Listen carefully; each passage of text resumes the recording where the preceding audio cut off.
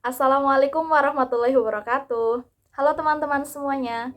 Sesuai dengan video aku sebelumnya, video kali ini aku akan menceritakan gimana ceritanya aku bisa mendapatkan beasiswa YTB atau Turki Bursara Scholarship di saat aku belum menyelesaikan pendidikan S1 aku.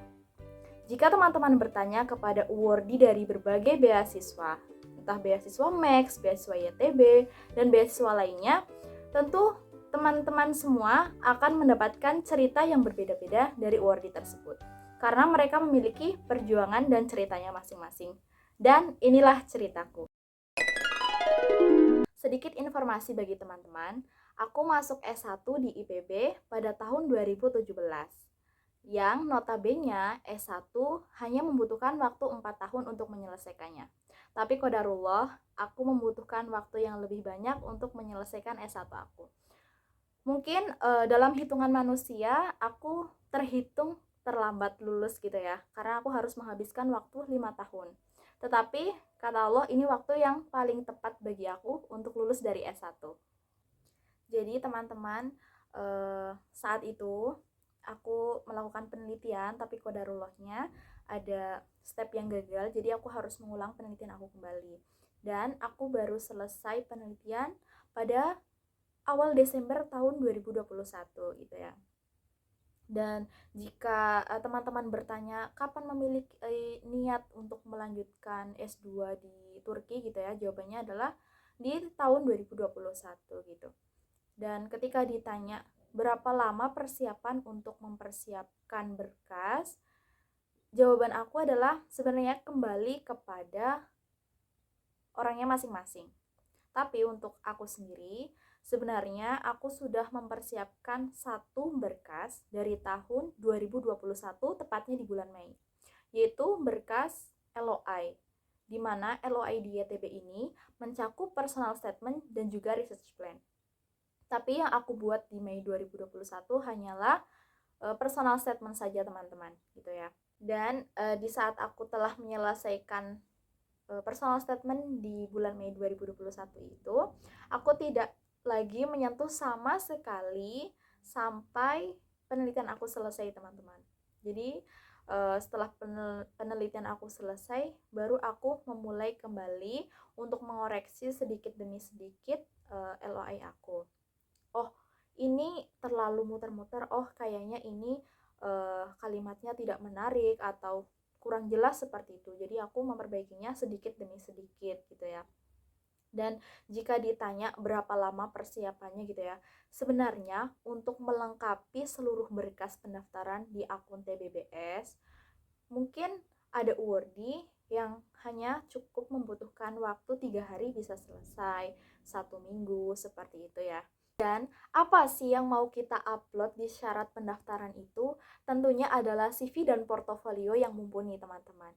Nah, gimana caranya bisa mendapatkan portofolio yang mumpuni dan CV yang baik? Yaitu tentu sudah kita kumpulkan dari jauh-jauh hari sebelumnya, dari semester-semester sebelumnya gitu ya.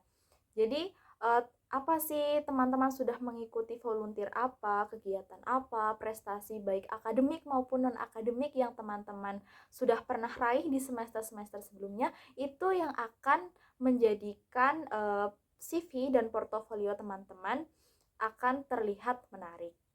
Jadi, kalau misalkan ditanya berapa lama persiapan berkasnya, udah tahu jawabannya kan? Balik lagi ke diri teman-teman ya.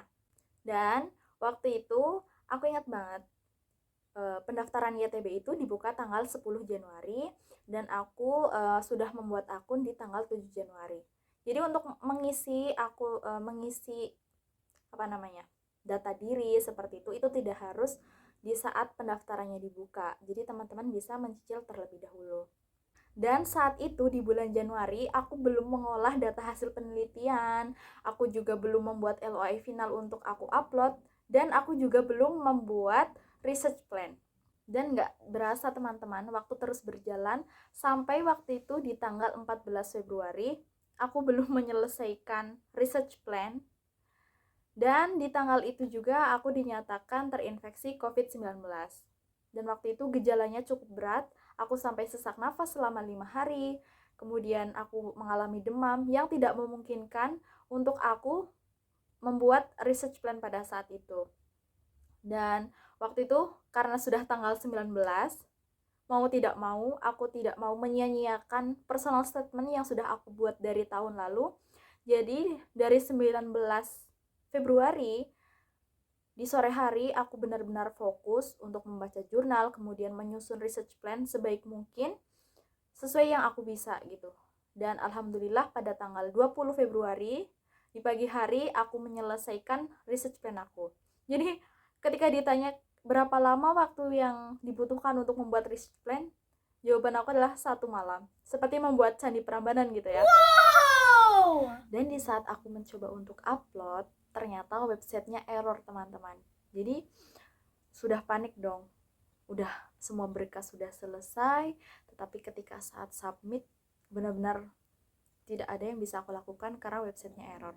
Jadi aku menunggu sampai waktu itu sampai siang hari jam 2. Aku mencoba terus dan alhamdulillahnya websitenya sudah diperbaiki oleh YTB dan aku bisa submit di jam 6 sore. Pada tanggal 18 Juni 2022, alhamdulillah aku mendapatkan email dari YTB bahwa aku lolos ke tahap interview. Dan pada tanggal 28 Juni, aku melaksanakan interview dalam posisi aku belum melaksanakan seminar hasil. Dan pada saat itu, interviewer bertanya, "Loh, kamu belum lulus? Ini bagaimana?" Seperti itu. Dan waktu itu aku membawa surat keterangan dari dosen pembimbing skripsi bahwa aku akan lulus paling lambat di bulan Agustus. Dan beberapa kali interviewer terus menanyakan di tengah-tengah interview, "Kamu berani menjamin?" Dalam artian kamu yakin banget nih bakalan bisa lulus, karena ketika kamu mendapatkan beasiswa ini kamu dinyatakan sebagai awardee tetapi kamu tidak bisa menyelesaikan proses persiapan keberangkatan, proses administrasi, kami akan memblacklist kamu. Jadi kamu tidak bisa berhak mendaftar YTB di tahun-tahun yang akan datang lagi, seperti itu. Dan pada saat itu jawabannya aku berusaha meyakinkan interviewer bahwa aku memang akan segera lulus dalam waktu dekat, seperti itu. Dan aku baru melaksanakan seminar hasil penelitian pada tanggal 14 Juli 2022.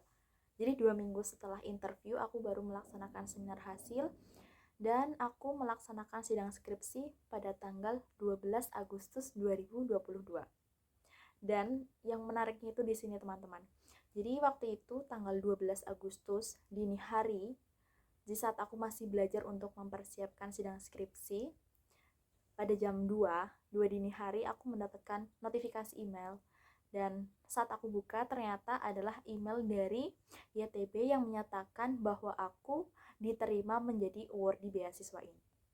Gimana perasaan aku? Tentunya senang, alhamdulillah, luar biasa sekali. Tapi ada sedikit bingungnya karena aku saja belum lulus dari S1. Karena di pagi harinya tanggal 12 Agustus ini aku harus melaksanakan sidang skripsi.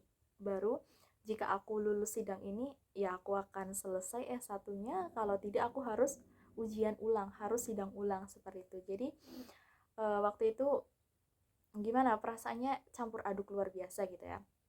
Tapi alhamdulillah aku bisa lulus sidang skripsi, kemudian aku juga lolos. Nah, dan aku ingat banget 12 Agustus itu adalah hari Jumat gitu ya. Jadi alhamdulillah Jumat berkah. Dan tantangannya nggak hanya di situ aja teman-teman.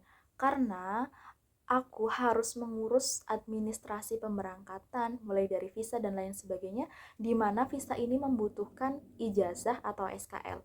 Sementara waktu itu aku belum memiliki ijazah, jangankan ijazah gitu ya, SKL aja aku belum punya gitu. Jadi di saat teman-teman awardee lain sudah mengurus, sudah membuat appointment untuk visa, aku tidak bisa melakukan apapun, aku belum bisa karena aku harus mengurus SKL terlebih dahulu. Dan waktu itu memang ada beberapa kendala, namun alhamdulillahnya Allah lancarkan semuanya. Dan alhamdulillah juga sekarang aku udah di Turki, aku udah menjalani kelas bahasa juga. Intinya yaitu teman-teman jangan takut untuk mencoba, kesempatan apapun yang ada di hadapan teman-teman selagi itu baik silahkan ambil, dan hasilnya kita serahkan kepada yang maha kuasa. Karena kita manusia, kita hanya bisa merencanakan dan mengusahakan yang terbaik. Dan jikapun teman-teman belum berhasil, pasti ada proses pembelajaran yang bisa teman-teman dapatkan dari hal tersebut. Bagi teman-teman yang akan mendaftar YTB tahun 2023, semangat, lakukan yang terbaik, dan hasilnya kita serahkan kepada Yang Maha Kuasa. Dan bagi teman-teman yang ingin bertanya, silahkan bertanya di kolom komentar ataupun mengirimkan DM ke Instagram aku. Sekian, wassalamualaikum warahmatullahi wabarakatuh.